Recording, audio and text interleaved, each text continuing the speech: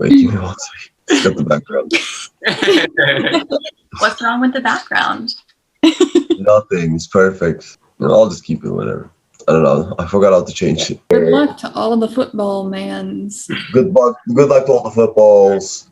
Good luck I hope he to does good Brady or bad. I don't know. and his team.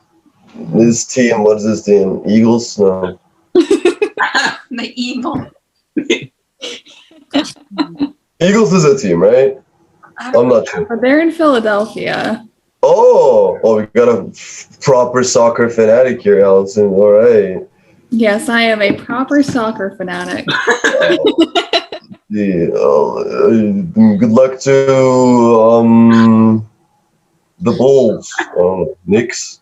Keep guessing teams. I want to know the extent of your team listing ability. I mean, I know Golden State Warriors is basketball. I know the Nets. So the Nets are in New York. Are the Nets football? Pretty sure the Mets are baseball. I thought they were basketball. The Mets. You're asking the wrong group, dude. Yeah. The Red Sox are Boston. I know that much because I ate their hamburger. It was pretty tasty. What? All right, so today we're doing the Masque of the Red Death. Does anyone know anything about it? We're on. It's written by Edgar Allan. Yeah. Well, Brownie points. good job. I actually read this really good. You read it. It's Oh, you a- read it. The whole thing is like a party. Can you guys hear me? Yeah. No. No? Well, Yeah. We can hear you. the whole thing is like a party. It takes place in a couple of different rooms, and like each room has like a different, distinct color or like atmosphere. And it's like aristocrats, like rich people, and they're like having like this endless party. And like with the doors locked, because like there's a plague happening outside, and like people are dying, just trying to pretend like it's not happening. And then death comes to them. And just kills everyone. Yeah. Pretty much. It's like 4 pages long in my book. Quite short, but very, very true to life. 2020 pandemic life. Yeah, right. So it talks about obviously death and plague. It also talks about class and how you react to tragedies like this. Mm-hmm. So there's a big difference between the Red Death, which is what the sickness is called, and COVID. So the situation is similar. The Red Death kills you in half an hour.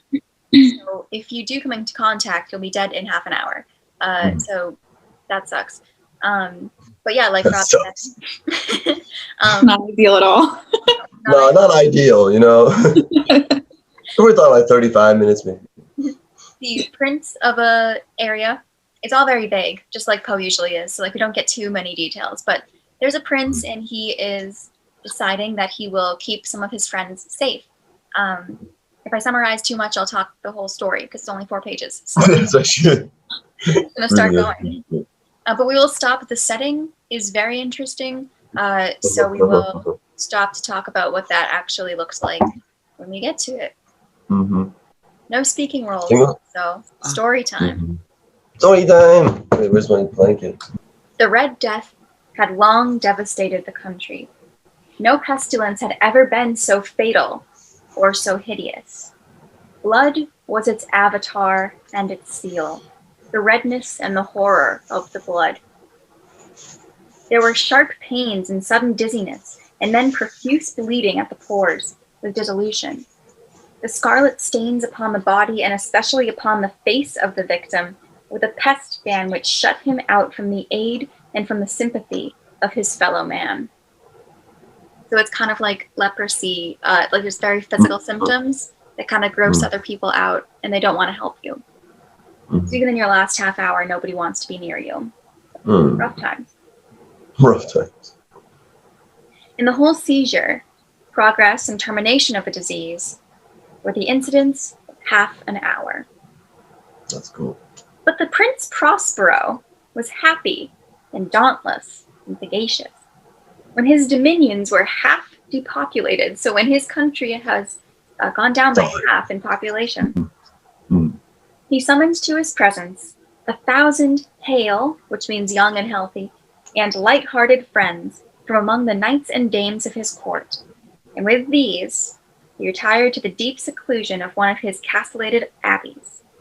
So he takes 1,000 of his best friends, and he throws a Gatsby party in his giant castle. Oh, yeah. This was an extensive and magnificent structure, this castle, the creation of the prince's own eccentric and august taste.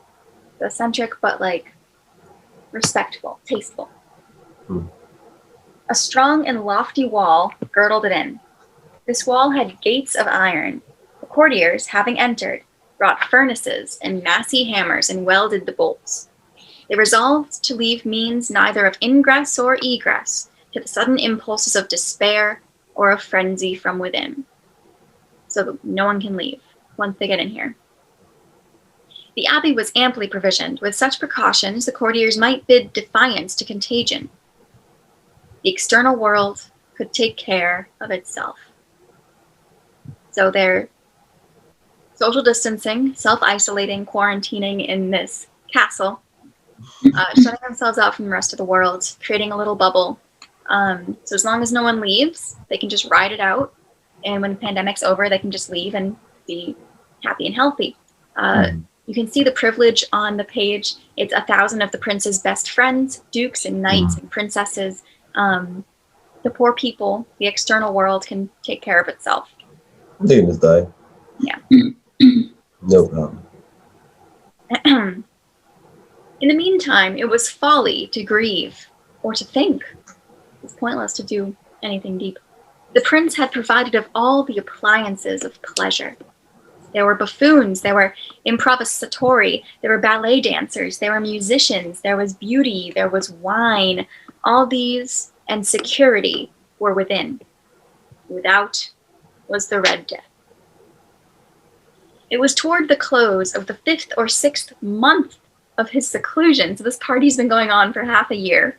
You've been raving, dude.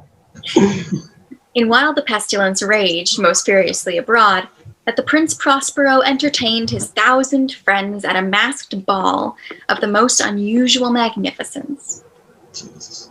So we're 6 months in, let's throw a masquerade, why not? Yeah.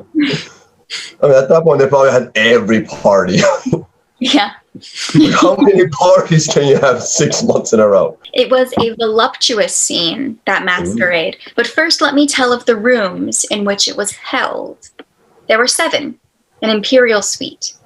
In many palaces, however, such suites form a long and straight vista, while the folding doors slide back neatly to the walls on either hand, so that the view of the whole extent is scarcely impeded. Here, the case was very different, as might have been expected from the Duke's love of the bizarre. The apartments were so irregularly disposed that the vision embraced but little more than one at a time. There was a sharp turn at every 20 or 30 yards, and at each turn a novel effect. To the right and left, in the middle of each wall, a tall and narrow Gothic window looked out upon a closed corridor, which pursued the windings of the suite.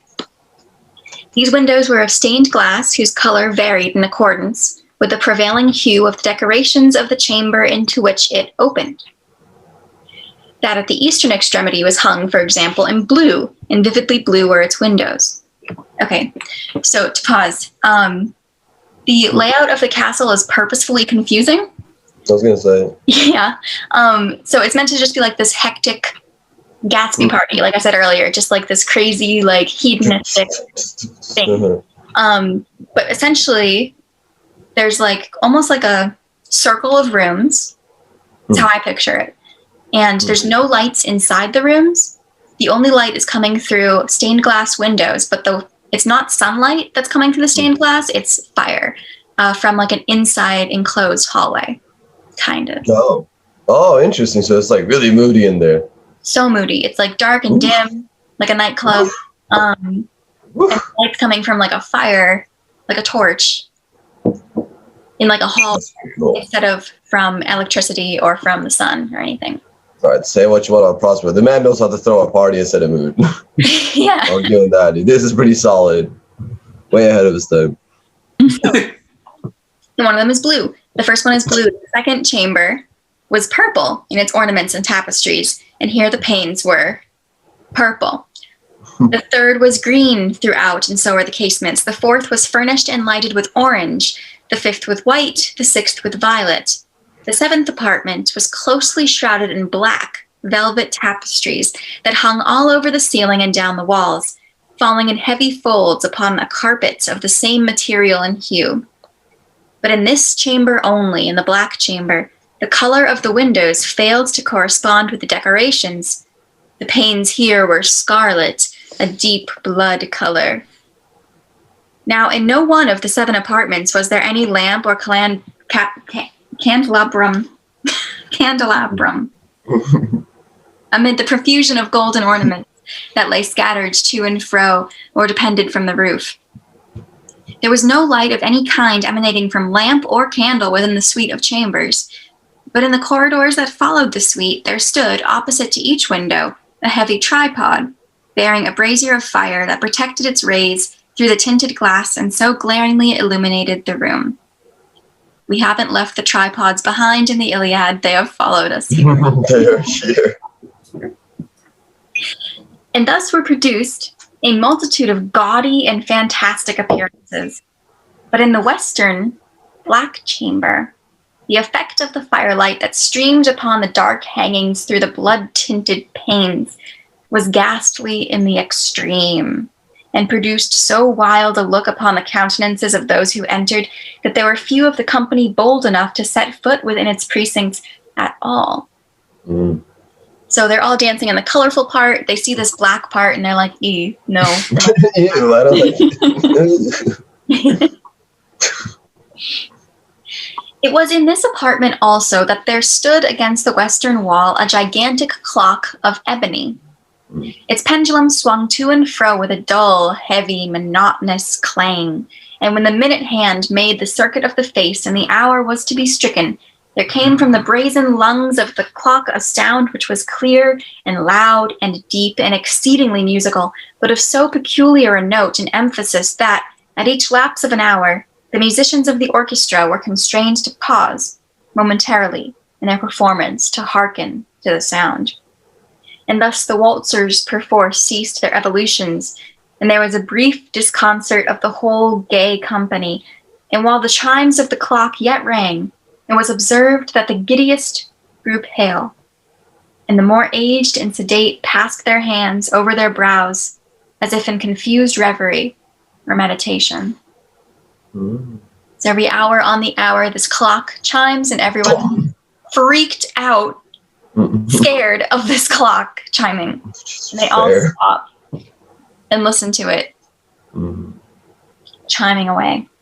You would think after like 6 months you'd be used to Like, put it out. Just like stop the clock. It's annoying.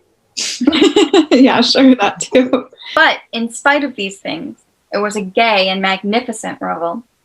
The tastes of the Duke were peculiar. He had a fine eye for colors and effects. He disregarded the decora of mere fashion. His plans were bold and fiery, and his conceptions glowed with a barbaric luster. There are some who would have thought him mad. His followers felt that he was not. It was necessary to hear and see and touch him to be sure that he was not. He had directed in great part the movable embellishments of the 7 chambers upon occasion of this great celebration, and it was his own guiding taste which had given character to the masqueraders. Be sure they were grotesque. There were much glare and glitter and piquancy and phantasm, much of what has been seen since in Hernani, which I looked it up, and it's a play by Victor Hugo. Anyway, suffice it to say, it's just like a lot of color, a lot of stuff. It's very gaudy and like in your face, lots of layers, and yeah, masquerade. There were arabesque figures with unsuited limbs and appointments. There were delirious fancies such as madman fashions. There was much of the beautiful, much of the wanton, much of the bizarre, something of the terrible, and not a little of that which might have excited disgust. To and fro in the 7 chambers there stalked, in fact, a multitude of dreams. And these, the dreams, writhed in and about, taking hue from the rooms, and causing the wild music of the orchestra to seem as the echo of their steps. And anon, there strikes the ebony clock, which stands in the hall of the velvet, and then for a moment all is still, all is silent, save the voice of the clock. The dreams are stiff frozen as they stand, but the echoes of the chime die away. They have endured but an instant, and a light, half-subdued laughter floats after them as they depart. And now again the music swells, and the dreams live and writhe to and fro more merrily than ever, taking hue from the many-tinted windows through which stream the rays from the tripods. But to the chamber which lies most westwardly of the 7, there are now none of the maskers who venture, for the night is waning away, and there flows a ruddier light through the blood-colored panes, and the blackness of the sable drapery appalls. And to him whose foot falls upon the sable carpet, there comes from the near clock of ebony a muffled peal more solemnly emphatic than any which reaches their ears, who indulge in the more remote gaieties of the other apartments. But these other apartments were densely crowded, and in them beat feverishly the heart of life.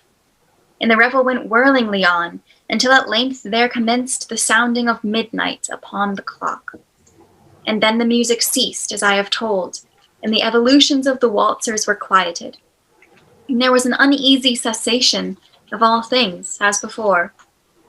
But now there were 12 strokes to be sounded by the bell of the clock, and thus it happened, perhaps, that more of thought crept, with more time, into the meditations of the thoughtful among those who reveled.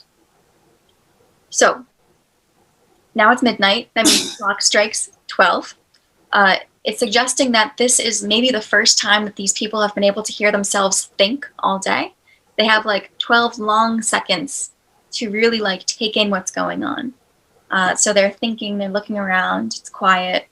They're like sober in this moment as the clock is going on. And thus, too, it happened, perhaps, that before the last echoes of the last chime had utterly sunk into silence, there were many individuals in the crowd who had found leisure to become aware of the presence of a masked figure which had arrested the attention of no single individual before.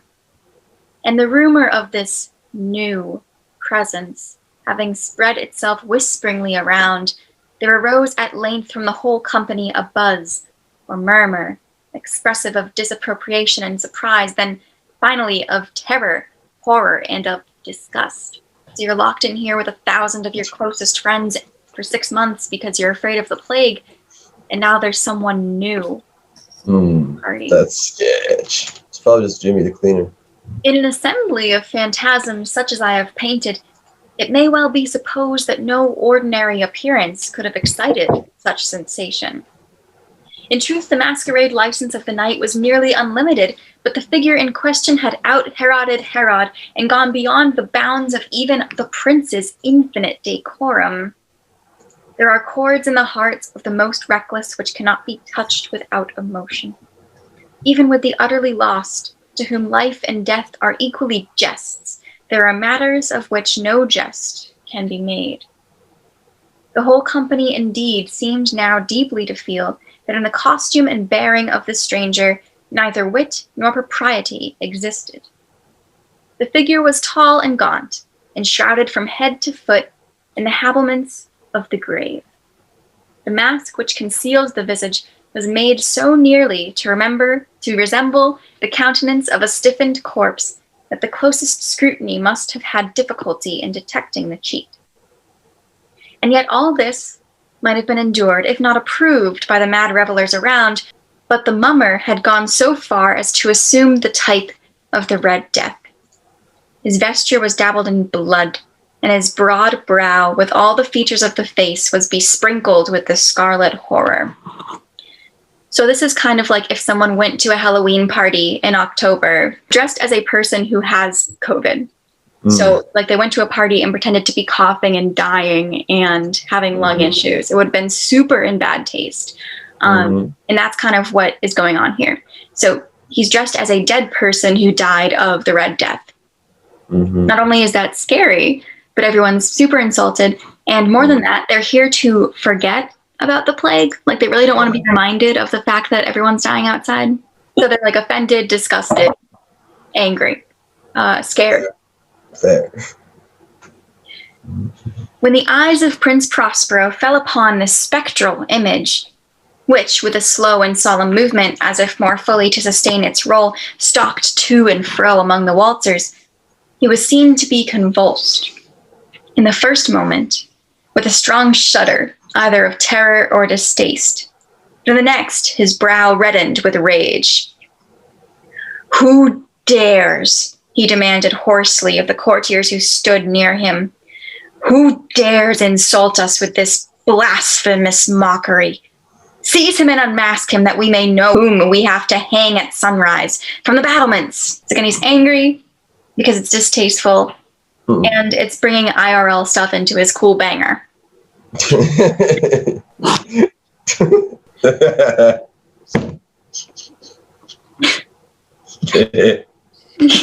like that one? Funny. That was funny.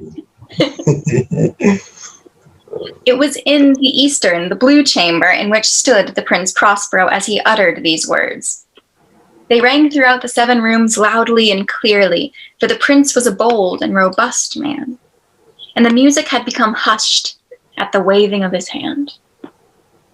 It was in the blue room where stood the prince, with a group of pale courtiers by his side. At first, as he spoke, there was a slight rushing movement of this group in the direction of the intruder, who at the moment was also near at hand, and now, with deliberate and stately step, made closer approach to the speaker.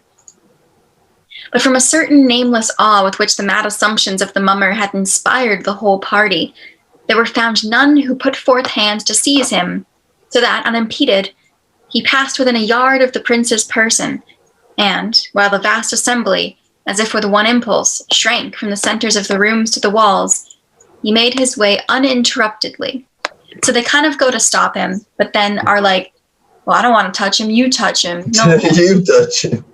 And just kind of, he just kind of walks by without anyone actually doing anything to stop him. So he made his way uninterruptedly, but with the same solemn and measured step which had distinguished him from the first, through the blue chamber to the purple, through the purple to the green to the orange, through this again to the white, and even thence to the violet, ere a decided movement had been made to arrest him. So he just walks slowly, stalking through these rooms. It was then, however, that the Prince Prospero, maddening with rage and the shame of his own momentary cowardice, rushed hurriedly through the 6 chambers, while none followed him on account of a deadly terror that had seized upon all. He bore aloft a drawn dagger, and had approached in rapid impetuosity to within 3 or 4 feet of the retreating figure, when the latter, having attained the extremity of the velvet apartment, turned suddenly and confronted his pursuer. There was a sharp cry, and the dagger dropped gleaming upon the sable carpet, upon which, instantly afterwards, fell prostrate in death the Prince Prospero. Whoa. So he went up to stab him, and the stranger turned around, and Prospero died instantly. That's pretty metal. Then, summoning the wild courage of despair, a throng of the revelers at once threw themselves into the black apartment and, seizing the mummer, whose tall figure stood erect and motionless within the shadow of the ebony clock, gasped in unutterable horror at finding the grave cerements and corpse-like mask which they had handled with so violent a rudeness, untenanted by any tangible form. So they pull apart the mask, they rip off the robes, and it's nothing. No one was wearing these clothes. And now was acknowledged the presence of the Red Death. He had come like a thief in the night, and one by one dropped the revelers in the blood-bedewed halls of their revel, and died each in the despairing posture of his fall. And the life of the ebony clock went out with that of the last of the gay, and the flames of the tripods expired, and darkness and decay and the Red Death held illimitable dominion over all. Sick. This is the illustration of the guy in the book. Oh, wait. Can you keep holding it? I want to make it bigger. Oh, he actually does just look like a leopard. Yeah. That's cool. I like it. So there's lots we can talk about, even though it's a very short story. I mean, let's get to the elephant in the room, COVID. Don't hold COVID-themed parties. Don't do that. Don't hold COVID-themed parties. Yes. Yeah. Don't lock 1,000 rich people in a room. Just Ever. But Bad idea. avoid what is afflicting the poor. There's obviously a lot of class stuff going on. The fact that they were the rich ones and secluded themselves, partying while everyone else is dying. I mean, it just kind of goes to show, like, if everyone's going through something, no matter how hard you try to seclude yourself from it, it's going to reach you one way or another if you don't do anything about it. If you spend 6 months partying instead of trying to help people, you die too. I also get this, like, something, like, compared to Cask of Amontillado. Because that person was, like, walled into a space by someone else, and in this, these people, like, decided to wall themselves into a space and then still had, like, similar... I mean, they all died. Don't trap yourself and don't get trapped. Secretly, Poe is just claustrophobic. Honestly, I would totally believe that. I also really like the irony that he starts the story with. He's like, Prince Prospero is so wise and gracious that he invited a bunch of his homies over after everybody died, and that's how he's gonna outrun this. Prospero is a Shakespeare character. I mentioned this in one of our first Poe episodes. And so he is the main character of The Tempest, which is a comedy in which Prospero and his daughter are living in, like, a deserted island and like a beautiful paradise. And basically Prospero is, like, commanding all of the fairies to, like, set up his daughter with, like, a guy who got shipwrecked on the island as well. So it's just like a happy little comedy, cutesy romance thing. But it's still isolation. So it's like Prospero in Shakespeare is like a positive isolation. In this one, it's on its head, like irony. And then Masque obviously can refer to masquerade. It can refer to, like, the death mask that he has. Can refer to pretending to be something that you're not. But a masque is also a type of play that used to be performed in front of kings and queens. And it would be like kind of like the show that they do in Hamlet, the show within a show. But also it's just like little stupid skits that, like, the jester and a few other jesters would put on for you. And they were usually simple lessons or simple tales, like Jack and the Beanstalk type, like, tales. So this can also be like the silly little show about the Red Death. So again, like, juxtaposition and irony of, like, Prospero and death. Like, they didn't take it seriously. Yeah. And then, I see. I like that, actually. That's really cool.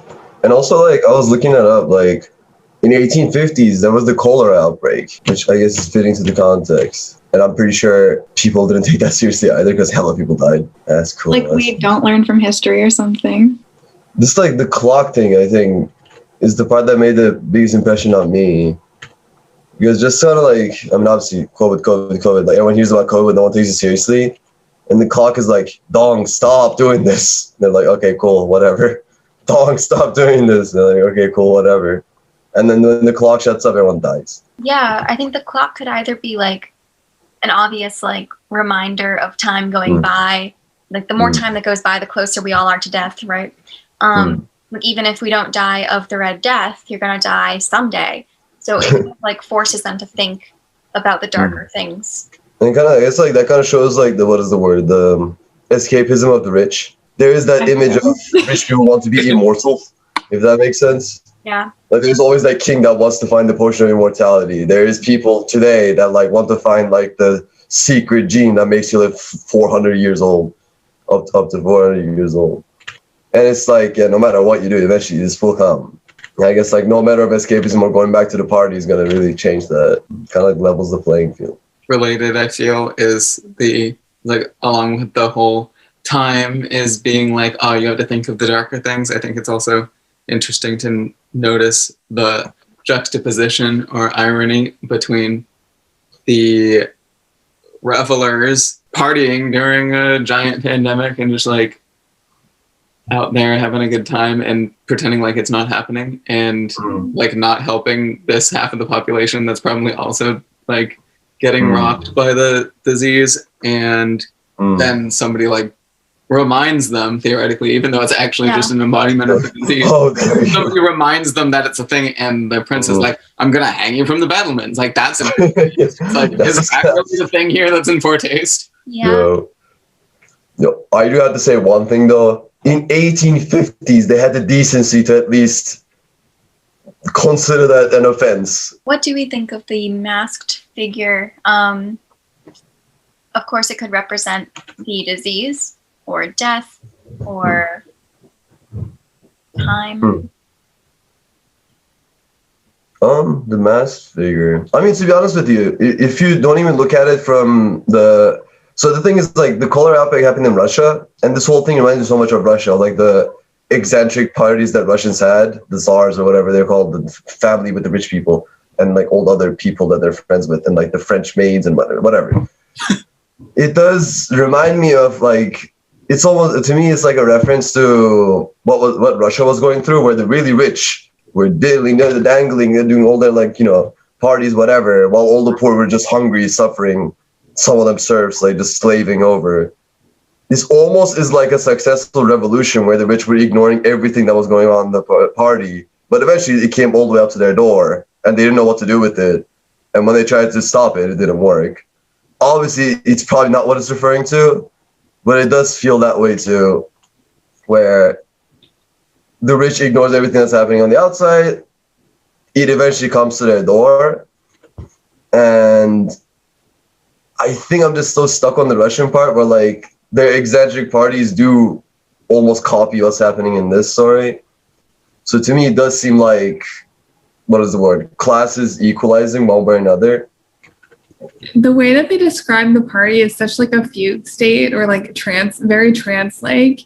And I kind of wonder if like a lot of them were already sick and they just like were partying so hard that they were like just trying to ignore the fact that they all were already sick. They would have died. Didn't the clock, ring several hours while just this one party's happening? Or it was all a dream. They all died before. A fever dream. It's a fever dream. Oh man. I mean, I'd have to say though, like, sorry to interrupt. It's entirely possible that one of these homies is like, oh yo, my homie came over, yo, let him into the party, and that guy just killed everyone. Do you think that if it were if that were the situation, it would have been on purpose? Like maybe it was a lower class person who knew he was dying anyway. So let me sprint through this party and sicken all of these old people. Also possible. Also possible. Because what you said is true. Like, so like now 1,000 of the most powerful dukes and rich knights and princesses are all dead. And who's going to run the country now? The people. Yeah, they're going to have to. Well, whoever's left at that point, I don't know. Half an hour, that's pretty rough, to be honest with you. Yeah. Whatever's left. But they weren't running the country anyway. They were partying for 6 months. So it's like they're going to have to be better off without them. Yeah, right? I mean, it really makes me think of, like, the previous administration in the White House and, like, specifically, like, Mar-a-Lago. Yeah, actually. Funds on private parties. Yeah, I mean, they did get COVID, but they also, like, had resources, and it didn't kill you in half an hour, so.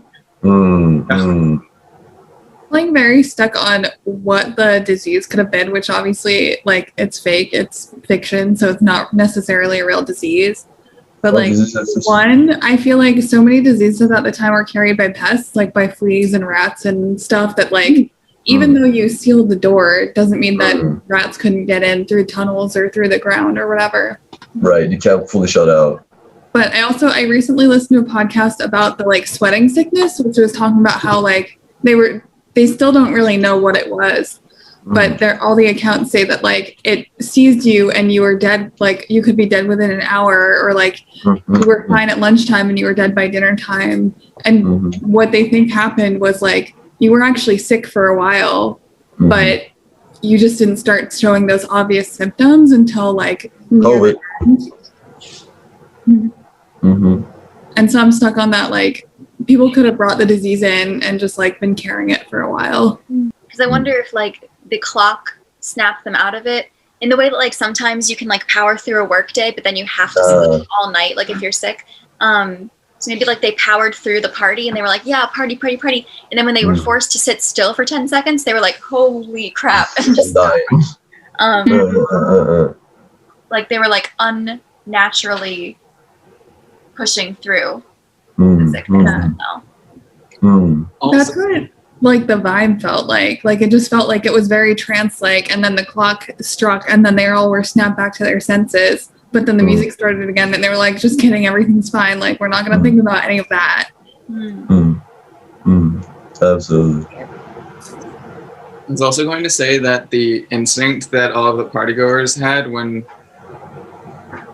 the command was, oh, stop that entity of sickness, and they were all like, oh, we're just gonna stand back and let it go, is like another, I don't know. They don't want to face it at all. It's like that's what they did in the party and in real life by party.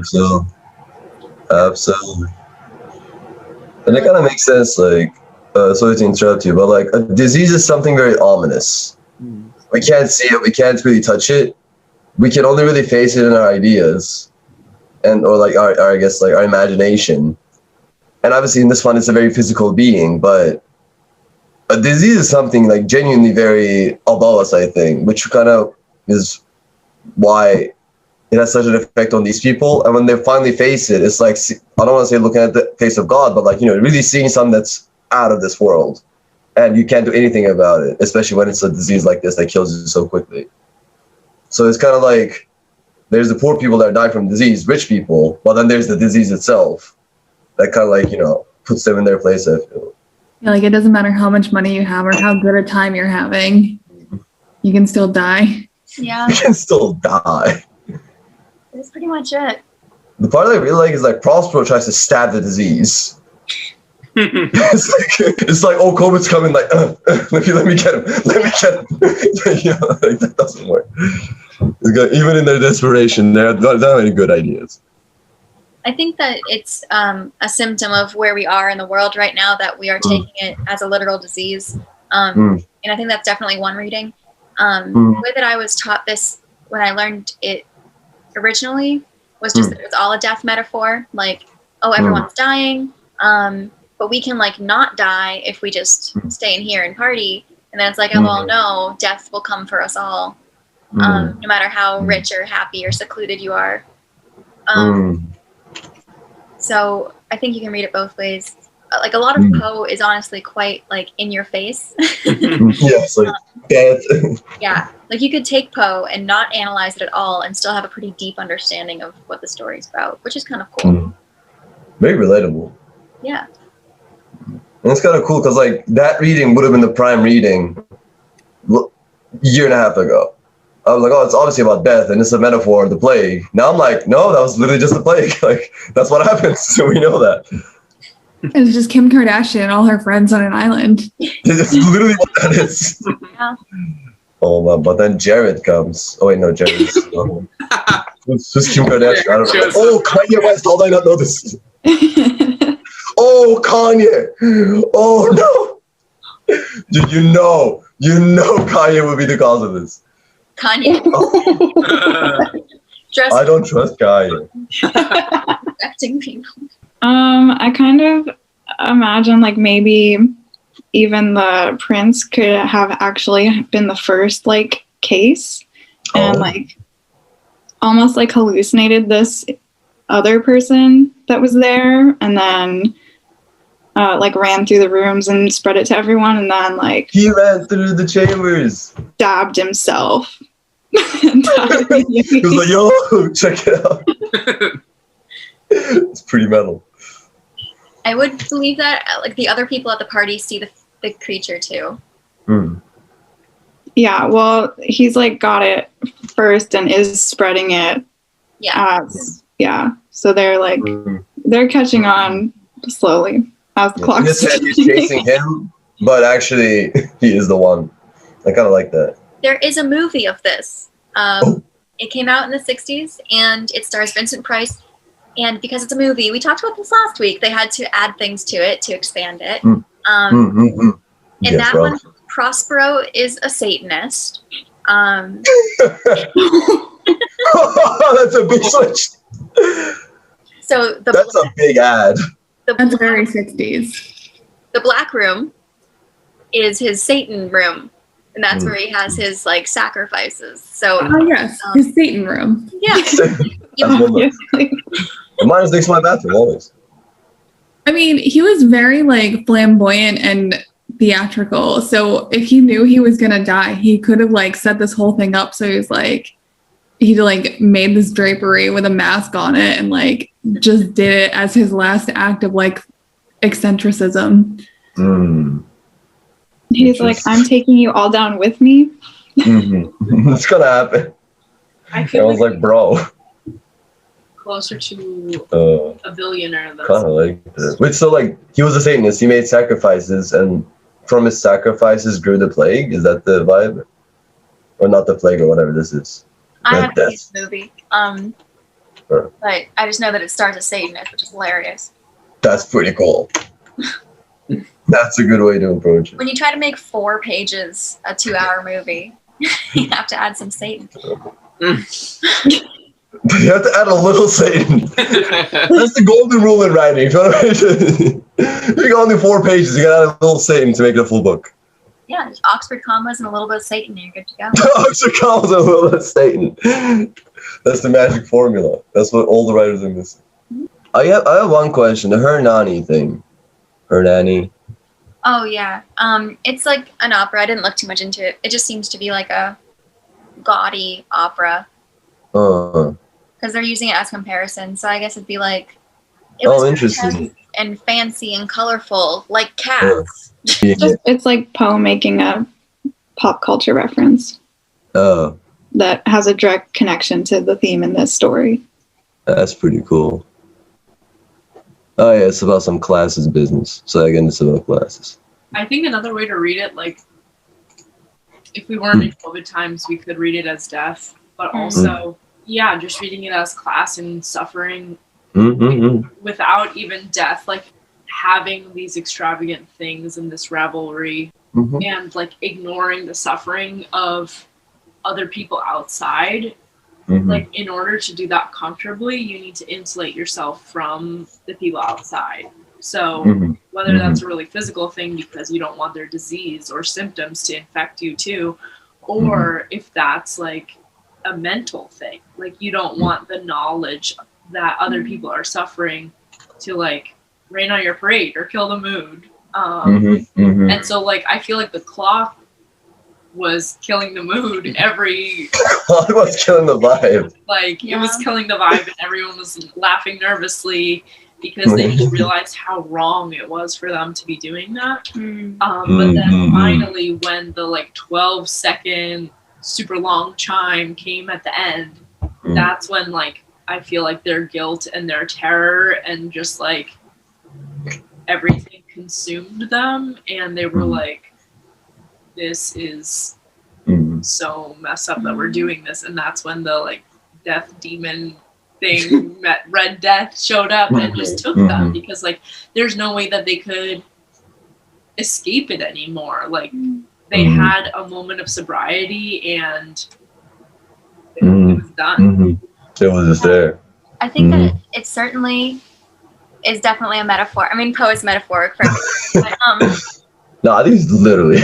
To build off of that, I think that everything that affects humanity as a whole affects the poor more.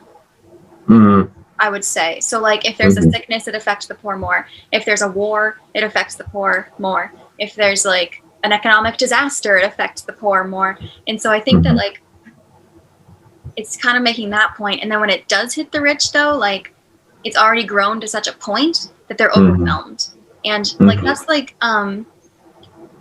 it's kind of also the mindset of like it doesn't matter unless it happens to me. But then when it does happen to them, it is like catastrophic. And like it's not like they didn't suffer, they did die, but they did suffer less than the people who were outside not having a party this whole time, watching their families die before they do, blah blah blah blah blah. And yeah, I mean it can represent almost anything that affects humanity as a whole. Absolutely. And it kind of also goes to show like the rich had all this time to potentially prepare or do some kind of something, and they didn't, and they don't. Yeah. Yeah, they spent all of that time and energy like making this weird party. Exactly. They had every kind of party until they had to have like rooms lit. Like they had to invent raving before they had to do anything about rave. Yeah, like, my God. like, this basically is a rave. Like I want to know what the previous 6 months have been like. Like they've just been hanging out for 6 months, and like you can only watch so many plays and watch so many dances before you're like, okay, I'm bored now. Right. I mean, I'm sure like they had mild costume parties, they had couple parties, but then eventually they're like, all right, we ran out of parties. Like they're just so captivated by like Prospero's wealth and influence that they're like, we're just gonna ignore the fact that this is ridiculous. Right. I'm just like curious, like 6 months is a long time for 1,000 people. Do they have like a farm in one of these rooms? Like, where's the food coming from? It's just kind of rushed over, like they had provisions accepted. My God, they had like casks of bacon. Yeah. My I think it seems like it was maybe an exaggeration because there's like 7 rooms. I don't know. That's what I was going to tell you. It looks like there's only 7 rooms. This party is only taking place in 7 rooms. So like, yeah. So figure like the first floor of one building is where this party is. If you want to come to this area, but like it is 1,000 people. So there's bedrooms, there's bathrooms, there's obviously like more rooms, but like this party takes place here. And I didn't get that until the last time I read it. But you can read it that way, in which case it totally is like fairy tale because you could never fit 1,000 people in just like 7 rooms. Yeah, that'd be really funny. Though. I was like, I'm having a good time. Okay. And it's like plays and stuff going on. And then Redneck's like, all right, get out of my way. Come on. Try to go through. That's the wildest part though. Like they've been in this castle for 6 months and they've never seen these rooms before. Huge. That's actually true. Okay, now we're opening up this part of our castle with all the colorful rooms in it, and everybody's like, "Oh, a different part of the castle that I haven't seen in the last 6 months that I've been living here." Right, it's a free DLC. It's a free DLC. The Red Dead expansion. There's a lot of like maps online that you can look at how the rooms look. Everyone has a different interpretation. It's really hard to picture by the description because like I don't know. It seems like it's round, but sometimes it's like not round, and like, there's no windows except all the windows face in, which is another metaphor, I'm sure. Oh, there's an 8-bit version. That's so cool. I feel like the vibe of this reminds me a lot of the aesthetic vibe of like zombie fiction. Like The Walking Dead or something, where everybody like locks himself in, and then there's like some entity that's like going to get you. And the illness. And I know like zombie fiction has a lot to do with fear of illness and like fear of losing control of oneself. But yeah, I don't know if there's anything like, I don't know, any helpful parallels. I mean, I think it's a very clear parallel. Zombies are also a fear of society trope. Is often like if the disease was like created by the government, so it's like it all depends on how the zombies happen. But zombies are like raised from the dead, then it's like a disease thing because like dead things are how we get disease. But nowadays it's usually like, or quite often, something like created. I feel like so much of it is just like fear of losing one's humanity, but you could argue that all these rich jerks kind of lost their humanity the moment that they sealed themselves into this castle. Mm-hmm. I have another reading. So this was when with Poe again?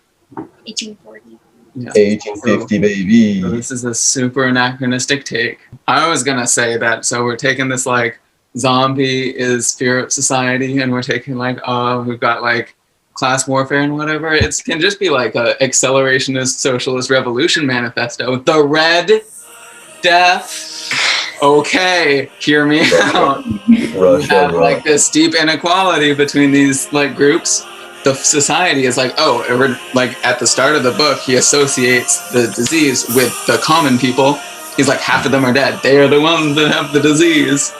And then all of the rich people are just like being rich and not like caring about the common folk and trying to attend to their needs. And then, boom, revolution. What you said earlier about like maybe somebody let some person in. I don't know. And then have Soviet flags zoom in on you as you say that. I was gonna say, yeah. Colin's a commie. Hey, I'm not saying Colin's a commie. I'm just saying that if you didn't know the time and the Soviet Union and reading this, maybe you'd read it that way. He says with a glimmer in his eye. It's like, not the Soviet Union. Commie. That is a valid way to read fiction. You can read fiction with an anachronist lens. Validly. What does that mean, anachronist? Validly, but not truthfully. Death of the author. The text stands on its own. And that is one way of reading. That is one way of reading books. Yeah, what is anachronist? What does that mean? Out of time. So like okay. No way that Edgar Allan Poe would have put that into his work. He foresaw the Russian Revolution. Yeah. He's a prophet! He's a prophet. Yes, dude. This is all about the Russian. Talking about the Russian lavish parties of the Tsar Murat. The Red Death. Red. Come on. It's in the text. In the text. All over. Continue. You can talk about more poignant things if you want. Let's keep talking about the Soviet Union. I like this one. Phoebe, I feel like you're our biblical reference expert. Oh, there definitely were some biblical references in here, especially like when they talked about the specter of death looked like Herod. Yeah. Oh. Who's Herod? I don't know that one. Herod was the king who was like, go kill Jesus. I can't have any kings that are kings instead of me. Yeah. Hang on. Give me a minute. In the meantime, Christina, there's a line where they were talking about all the entertainment that they had there, but then they said there was buffoons, improvisatory, so like comedians, ballet dancers, musicians, and then it says there was beauty with a capital B, and then there was wine. And I understand how wine is an entertainment source, but like, what did he mean by beauty? That's a good question. I think it was just like there was joy, there was gaiety, there was beauty. And I think that contrasts how the figure is most likely death with a capital D. So it's like beauty, frivolity, party, and then death. Yeah. It feels very like classics, like in ancient Greece when they were like, this is beauty. And it was like, yeah, that is almost certainly. Yeah. So in Masques, like I mentioned earlier, Masque was a play that was like for a king. So there were characters named things like Christian, and he would meet characters like lust and pride and have to fight against them. And then he would go meet someone good like chastity. And then this man named Chastity would teach him how to be chaste. So it's probably something like that. Like there's this like symbolic person in a way, like beauty.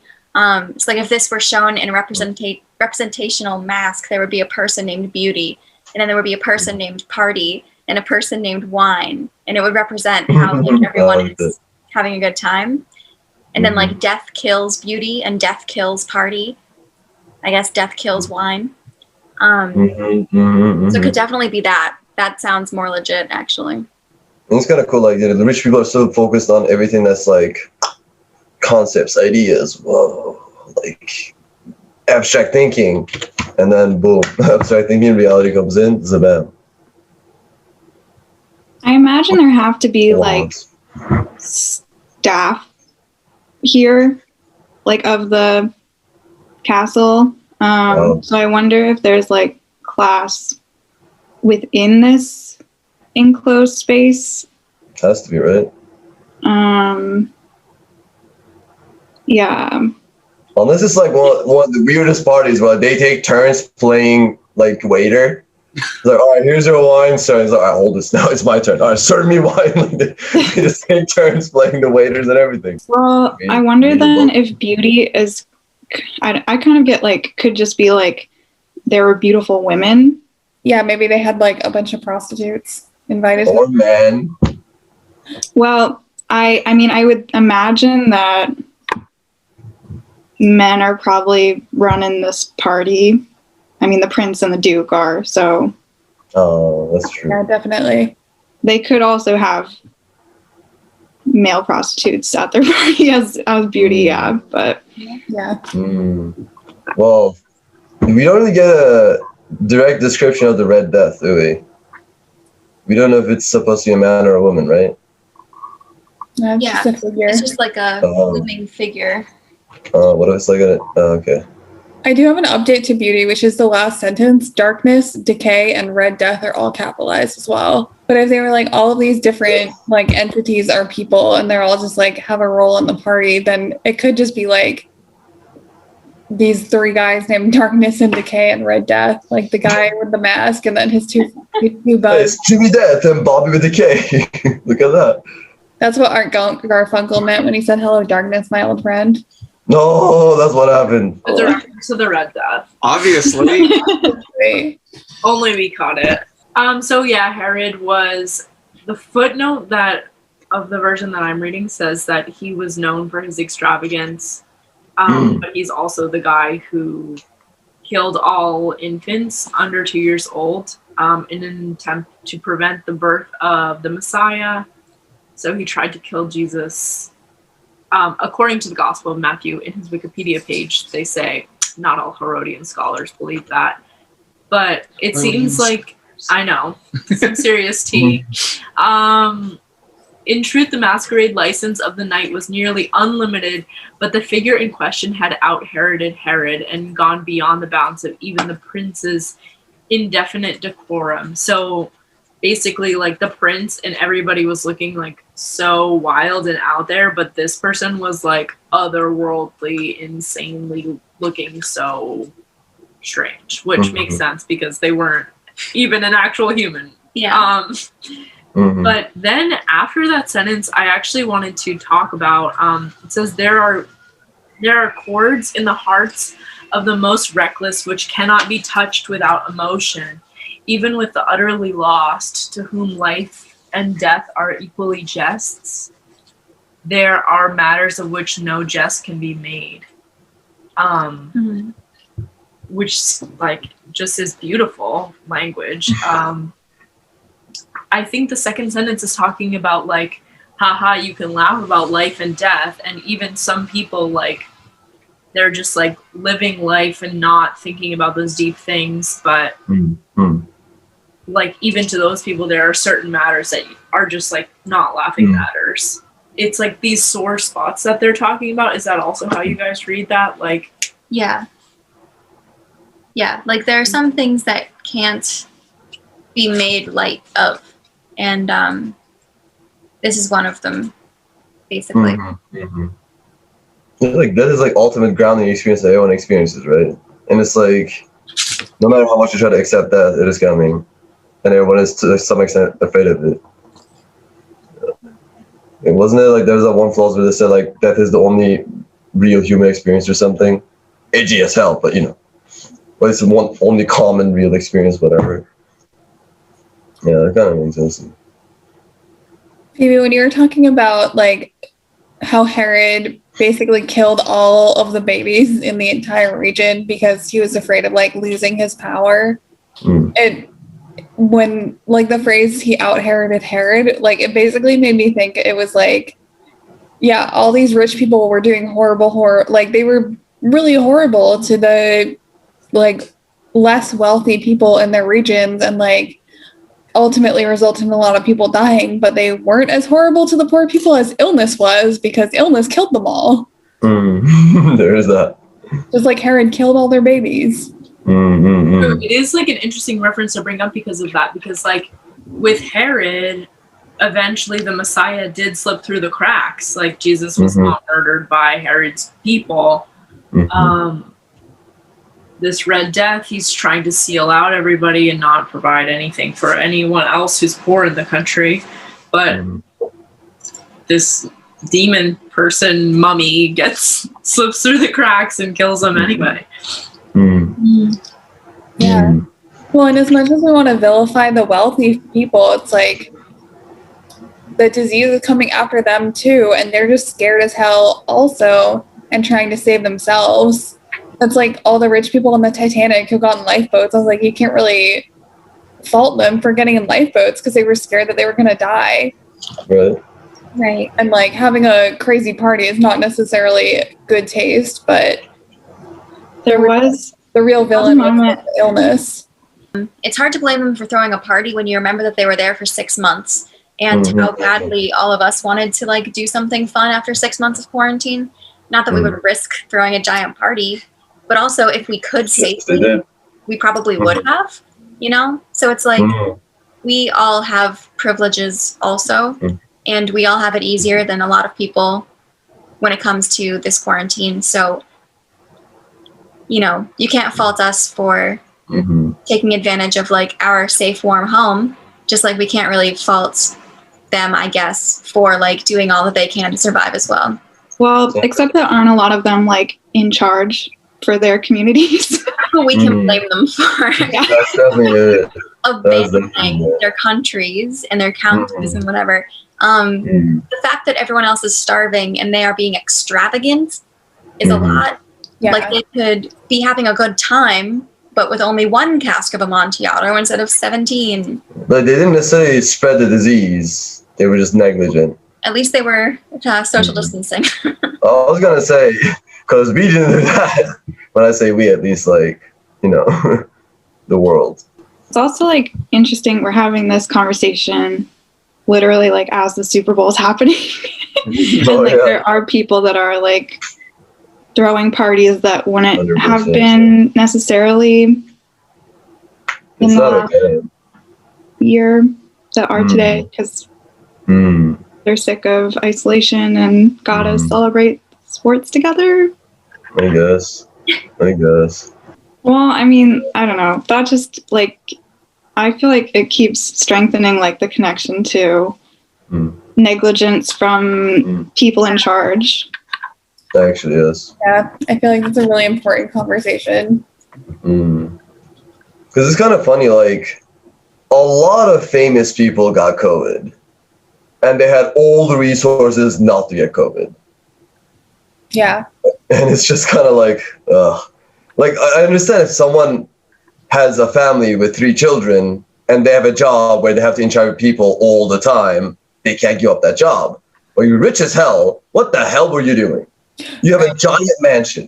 It's also different because we have like different forms of communication now. Like even if like everybody in the administration was hiding in their giant mansion, but was like giving good guidance on like, here's what to do. And here's like resources so that you can feed your families and use legislature. You know, like if the government gave the common people resources to feed their families without having to put themselves and others at risk, for example, like that's different than just hiding in your giant mansion and never talking to anybody again. Right. That's true. It'd be cool though. If Zoom were here, Red Death wouldn't have happened. It would have killed Prospero. They had a Zoom party with all these different chambers, all these different rooms, different lighting. But I feel like there's important, like, I don't know, people who have money who are able to, like, neglect the importance of people who don't have as much money.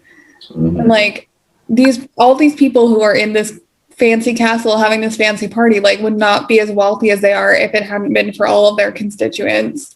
but now they have the money, so they're like, I'm just gonna spend it on just like a 6-month-long party, and you all can go hang. Like, you all can go get. You all can go hang there. Mm-hmm. I feel like the disease is an important part of the story. That's fair. That's fair. But it was called the Red Wedding, dude. Yo, red. There's a red. Think about it. Everything red is the same. Everything red is Red lobster. Red Is Snappers. Red Snappers? Was your Christmas song a reference to Mask of the Red Death? Let's go the Red Death all over. We caught him. 2 red snappers died. 3 is the gongs, dude. There were 12 red snappers, dude. There were 12.